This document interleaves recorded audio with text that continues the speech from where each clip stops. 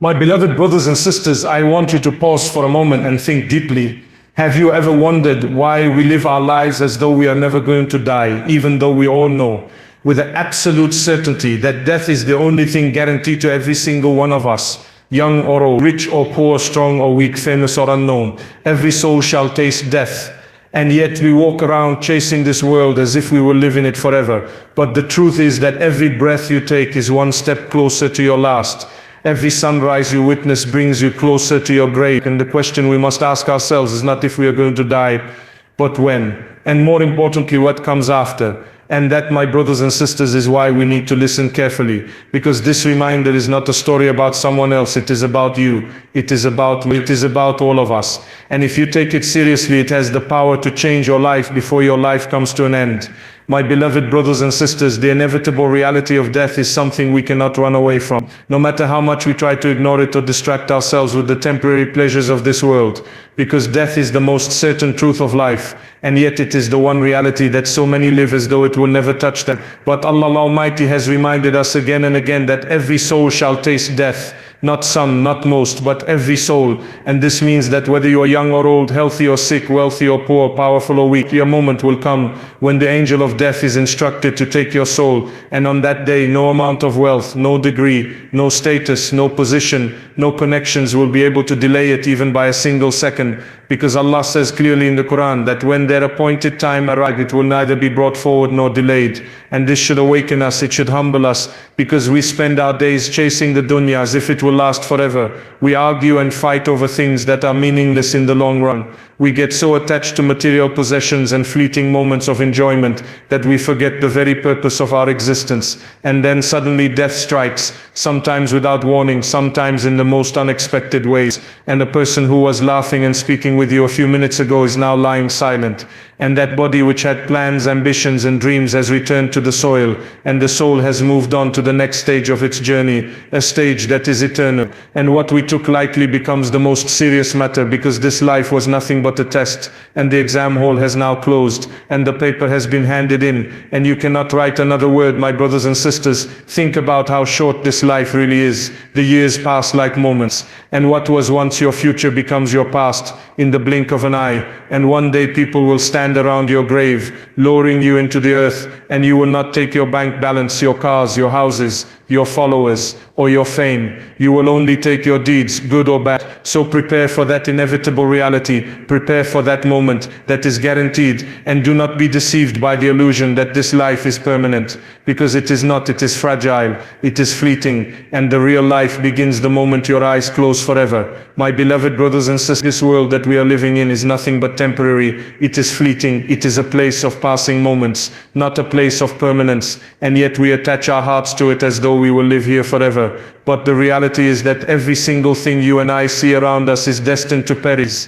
The houses we build with so much effort will one day crumble. The cars we polish and show off will one day be reduced to scrap. The wealth we chase day and night will one day be left behind for others to inherit. Even the bodies we are so proud of, that we train, feed, and decorate, will one day return to the dust from which they were created. So how can we be deceived into believing that this world is the goal, when Allah Himself has told us that this worldly life is nothing but play and amusement and temporary enjoyment, and the real life, the true existence, is the life of the hereafter. Yet we run behind this dunya as though it is everything. We sacrifice our salah for business meetings. We abandon our Quran for social media. We destroy relationships with family members for the sake of property, and we forget that in a short while we will be carried on the shoulders of others, lowered into a grave, with nothing accompanying us except our deeds. My brothers and sisters, think carefully. Every single person before us lived. They ate, they enjoyed, they built empires. Some were kings, some were rulers, some were wealthy beyond imagination. But today, where are they? They have become part of history.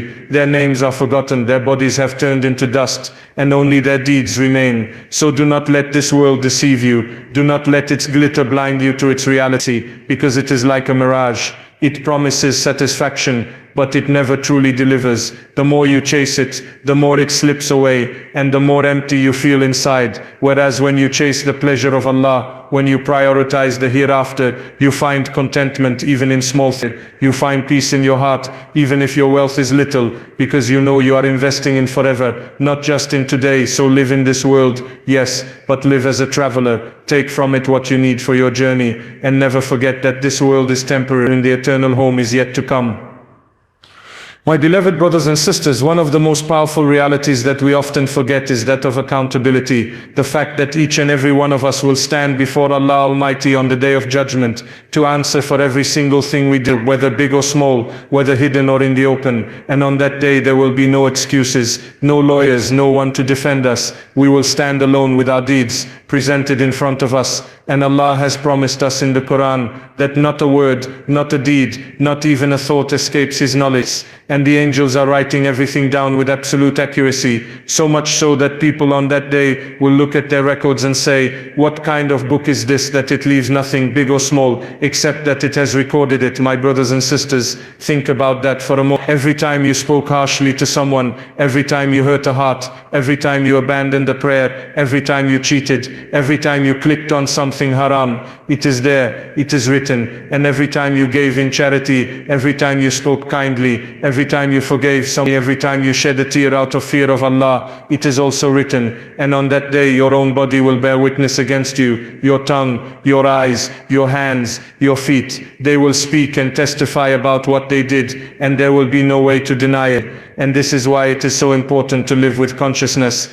to remember that even if people don't see you, even if the world doesn't know, Allah knows, and the angels are recording, and sooner than you realize you will be standing in front of your Creator. And the frightening part is that on that day, wealth will not help you, children will not help you, your position, your status, your power, none of it will benefit you. The only thing that will benefit you is a sound heart and good deeds that were done sincerely for the sake of Allah. So do not be deceived by the false sense of freedom in this world, thinking that you can do what you want without consequences, because the consequences are coming and they are eternal. So hold yourself accountable today before you are held accountable tomorrow. Weigh your deeds now, make amends, repent, change and prepare, because accountability is certain, and that day is approaching faster than we realize. My beloved brothers and sisters, one of the greatest deceptions that Shaitan places in our hearts is to make us believe that we still have time, that we can delay our repentance, delay our prayers, delay our returning back to Allah. But the truth is that time is the most uncertain thing in our lives.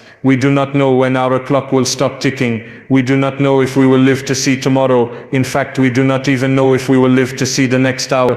And yet we plan as though we own time. We make promises of change that we will never fulfill because we assume we will live long enough to fulfill them. But how many people have left this world suddenly? People who were healthy, people who were young, people who had their whole lives ahead of them according to the world. But death does not look at your age. Death does not wait for you to finish your degree or your project or your business. It does not wait for you to get married or to see your children grow. Death comes when Allah decrees it, and it never comes a moment too early or a moment too late. And that is why the uncertainty of time is so important to reflect upon, because it should shake us awake from our heedlessness. If you knew you only had a few hours to live, how would you spend them? Would you still waste time scrolling through meaningless things? Would you still hold grudges and refuse to forgive? Would you still delay your prayer, or would you rush to seek forgiveness, to make peace, to prepare for the journey ahead? The reality is that every single one of us is in that situation. We just don't know how many hours, how many days, how many years we have left. And Allah, in His mercy, hides that from us so that we may always live conscious of Him. So my brothers and sisters, do not be fooled into thinking that you are guaranteed old age. Do not be fooled into thinking that because you are young and strong, you have decades left. You might, but you might not. And the wise person is the one who prepares now, who makes the most of the present, who does not wait for tomorrow, because tomorrow is not promised. The only time you truly own is this moment, right now. So use it in the obedience of Allah before it is snatched away forever. My beloved brothers and sisters, when we talk about hope and warning in Islam, We are speaking about the perfect balance that Allah Almighty has placed for us in the Quran and through the teachings of the Prophet Muhammad.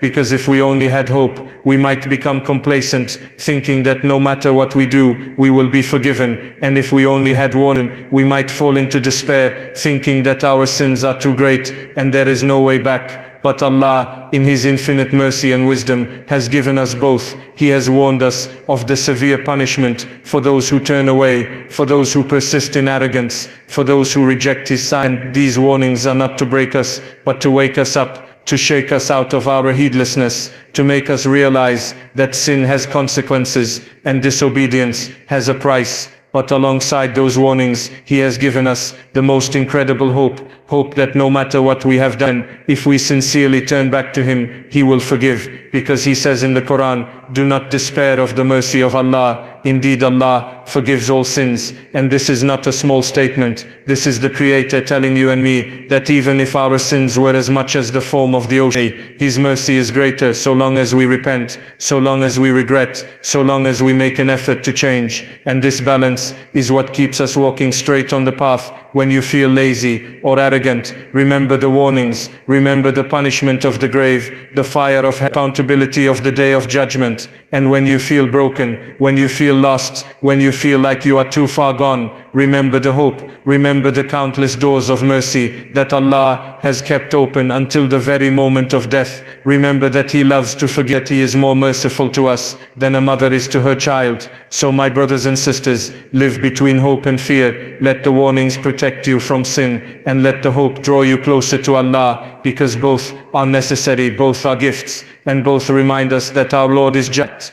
But He is also the most forgiving, the most merciful. My beloved brothers and sisters, the reality of life and death, the temporary nature of this world, the certainty of accountability, the uncertainty of time, the balance of hope and warning, all come together to remind us of one very simple but very powerful truth, and that is that we are travelers. We are on a short journey that will end sooner than we think. And when it ends, what will matter is not how much we earned, not how many people knew our names, but how we lived in obedience to Allah, how we treated others, how sincerely we prepared for the meeting with our Maker. So take this reminder to heart. Let it inspire you to change for the better, to pray on time, to forgive, to repent, to do good, and to hold fast to hope in the mercy of Allah, while being conscious of His warning, because that balance is what will carry us safely to the hereafter. May Allah Almighty bless you all, strengthen your hearts, forgive your sins, and grant you Jannatul Firdaus without reckoning, and may He make us from among those who listen to the reminder and follow the best of it.